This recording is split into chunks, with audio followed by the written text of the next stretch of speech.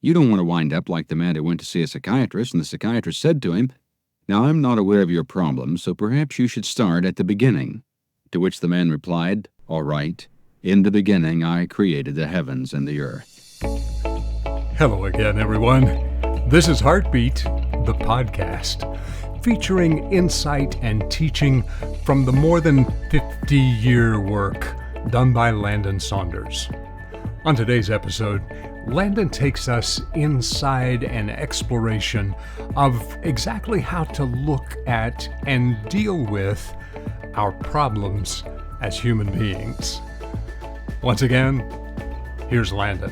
What were you like before you got hurt? You know, I see this in nearly everyone, the hurt. Broken promises, empty hopes, shattered dreams. Injustice, discrimination, mistreatment, disappointment. The hurt. It's impossible not to get hurt in this world.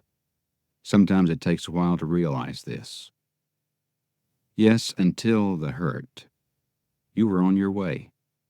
What was the problem? What was the straw that broke the camel's back of your laughter? In this visit, I want us to take a new look at the hurt, a new look at your relationship to your problems. Now, we could talk all day about the straw that broke the camel's back, or we could realize that if we'd had enough camels, no backs would have been broken.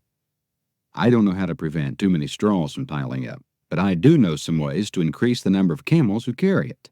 In other words, I want to show you how you can draw on your natural capability to deal with your problems without losing your sense of humor. Sense of humor? With problems? Of course. Haven't you learned to laugh at some of your problems? Our problems have a way of piling up on us. You try to get them untangled, and the more you try, the more knots you have. And sometimes the only thing that'll cut through all those knots is laughter. You see, one mistake we make at the very beginning is to take ourselves too seriously.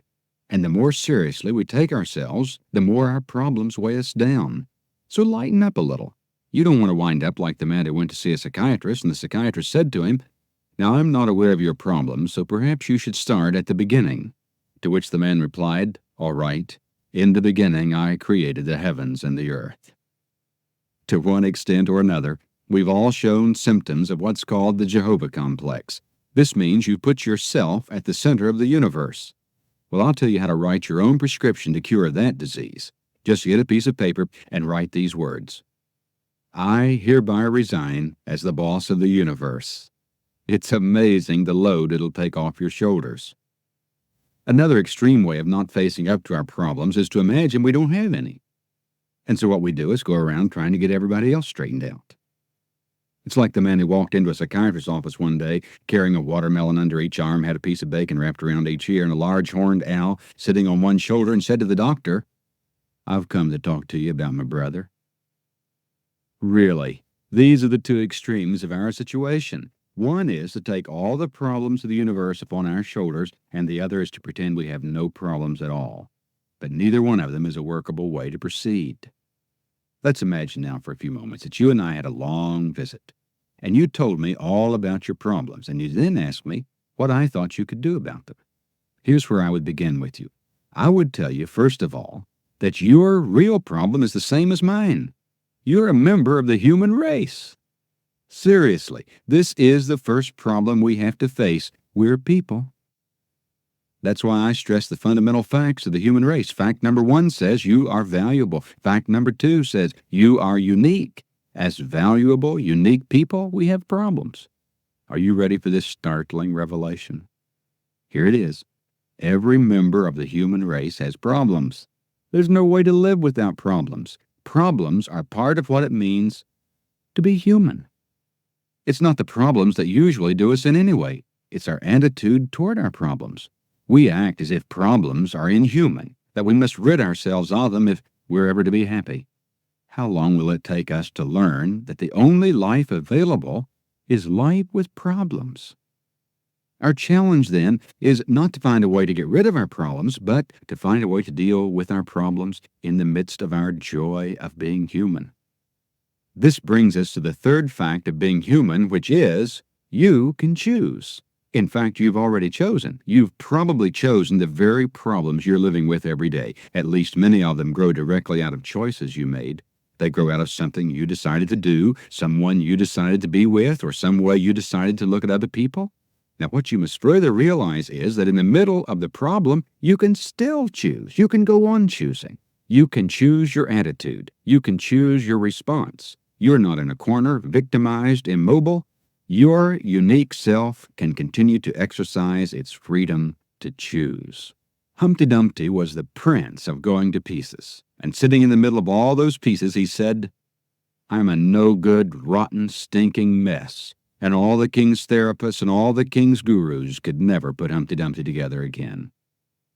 Then one day, Humpty took a little time, found him some dream space, and he just thought about what was going on, and he realized that he was actually enjoying being a mess. Lots of attention, and no one expects anything of a mess. He also figured out that he and he alone had made this life a mess, and that he was the only one who could begin putting it back together again. And so he began at that very point, made some decisions. He began to take responsibility for himself, and now he's no longer Humpty Dumpty. Now he's HD. And if you saw him now, you'd probably say, wow, that guy's really got it together. He's a real power to be contended with.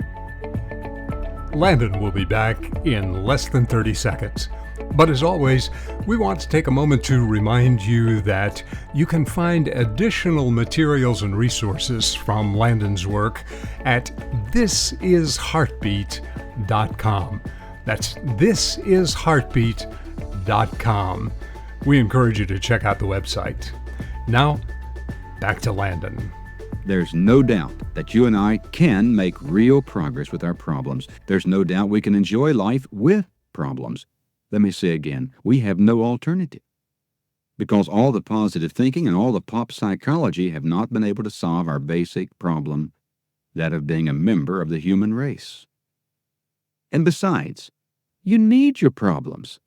Now, you may need to choose a better batch, but you need your problems. Systems of thought that try to say people can live problem-free lives are misguided. They're trying to lift all the straw off the camel's back. In fact, they go so far as to take the camel's hump as well.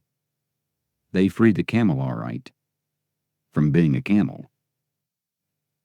Our problems emphasize our humanity, and do you know something? They make us interesting. That's why dependency is so crippling.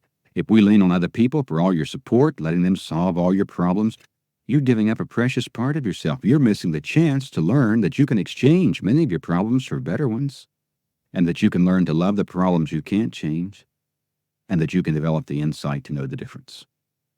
Instead of taking this approach, however, we usually sit in a stew all the time, stewing about our problems. My, the amount of time and energy we waste stewing. We never get anything cooked. It's as if our unique task in the world is simply to sit and stew. Take the problem of the big nose we talked about earlier. Now, that's a problem when your nose is so big you can fall on your back and break it. But what do? Not treat it as a member of your family? Keep scoring on it? Spend a lifetime cursing it? Or think of a relationship that you can't change. The only possible change is in the way you think about it. But now wait, that can be quite a change. Because you're valuable and unique, and you can choose how you feel. You see, what's critical here is that you make the choice. If you make the choice, you can be happier living with it. You can now use your energies to think new thoughts, to see new things around you. You've got movement in your life again. The secret here, I repeat, lies in your freedom to choose. This is what gives you flexibility in every situation. In some situations, you can choose to take a different course of action. In other situations, you choose to think about your problem in a different way, but either way, you've chosen the direction that's yours. You're moving. Fresh air's blowing again. Let's look at a weight problem. You face the mirror and see what looks like a person who's been poured into their clothes and forgot to say when. I'll just put it to you bluntly. You don't have any right not to love that person. Love them. And again, you're introducing the power of choice. You've decided to love yourself with your problem. You've made friends with yourself again. Encourage yourself. You can probably lose some weight now. When you accept yourself, then you can change. We don't have to face our problems with the attitude of one who's facing the firing squad, blindfolded, immobile, waiting. No, you're in a battle. You're yet free to do something, to make some choices. You're not dealing with something that you can put down on a list, write out some solutions, and then run off and carry it out. You can list your problems, but here's what you can't list: your complicated feelings. You can't list the way you're thinking about those problems. And that's what poisons and kills. Problems don't kill us. It's the way we think about our problems that poisons our lives. I repeat, you can do something. And what you do may involve risk. It usually does, but that's part of the human adventure. Now let's return to what's most basic. Choosing is part of the problem of being a member of the human race, and it is one of the most fearful for us to face. I admit that. It's here, in fact, that we face the most prevalent disease of our time. We call it decidophobia, or the fear of making fateful decisions. So instead of deciding, we just devise countless strategies to avoid making decisions. In fact, the one place, usually, that we're most decisive is in deciding not to decide. Another tactic is to keep ourselves so busy making 1,000,001 little decisions that we never have time to tackle the big ones. Our lives are so devoid of dream space that we have no time for the big, life-changing decisions. Another strategy: to conform to other people's expectations of what you should do or be. These other people may be parents, friends, boss, and in reality, they're making the big decisions for you. Still, other people use religion as a way to insulate themselves from the fear of making decisions. They leave their brains outside the door of their religion and develop a faith that's not only blind, but deaf and dumb as well.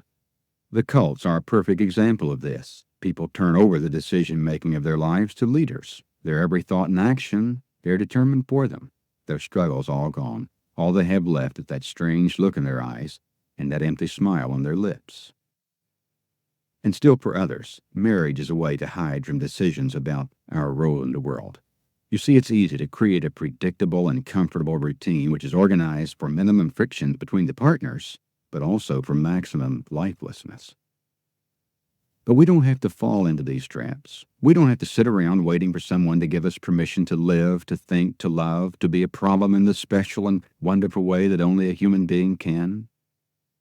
If we've learned anything out of this visit, I hope it's been in the words of the cartoon character Pogo: we have met the enemy, and he is us. If you and I will confront ourselves, as frightening as that can be, then we can go beyond ourselves and find life something more. Once there was a dog who was dying of thirst standing by the edge of a beautiful lake. Every time he looked at his reflection in the water, he was frightened, backed away, thought it was another dog. Finally, he became so thirsty that he cast away his fear, took the plunge into the water, at which time the other dog vanished. Your fears will fall away when you exercise your own humanity, deciding what you really want, and as you continue to grow a new dream for your life. To get started, relax. Stop a few minutes each day. Take a few deep breaths. Don't be in too big a hurry to change everything. You didn't get where you are in a day, and you won't have to complete the needed change in a day. In your pause, your dream space, ask yourself, what's going on here? Is this really worth getting all tensed up over? Will this make any big difference 50 years from now? Let your blood pressure go down a bit. Let the pulse rate drop. Get in your dream space, that sanctuary within you where you can go at any moment and just be yourself. Without this time, you'll often feel like a person trying to swim upstream on the edge of a waterfall. Things aren't that urgent. Give yourself a little margin. What I've tried to do is not be another cheerleader or psycho guru that tells you you can do it and all of that. I'm not trying to give you a clear-cut plan for every specific problem you have. That's your business. I simply want to encourage you with some things that might help arm you for just anything life sends your way. I don't want to lift the load. I just want us to find a better way to handle it so it won't hurt your hands so much. Wrestling with problems? Well, that'll take you higher in your life, like climbing a ladder. No matter how high you climb on the rungs of a ladder, those rungs were never meant to rest or live on. They're only there to hold one foot long enough for you to put the other foot a little higher. Before Columbus discovered America, maps carried the inscription, "The whole world."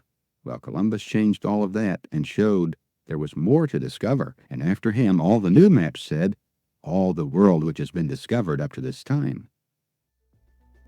That's the inscription that your life should carry every day. I love that idea. a new inscription. This is all of the me that's been discovered up until this time.